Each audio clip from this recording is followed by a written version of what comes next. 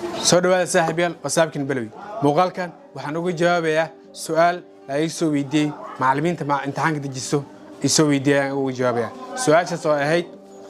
sidee ugu dejin karaa imtixaanka natiijadiisa Microsoft Excel adigoo isticmaalayo wadada ugu fudud su'aashaas aan ka wada faa'iideysano marka hore waxa soo kacsinaysaa computerkaada kadib waxa diyaarsanaysaa formkan tusaale waxaan diyaariyay halkan dugsiga hoose dhexe ee Balawi waa tusaale natiijada fasalka 8 sano dugsiyeedka 2003 ilaa 2024 halkan waxa ku qoran no nambarada inta nambar ay yihiin lambar 1 ilaa 12 qof arday waa magaca ardayga waa Kasaan Ibrahim Maxamed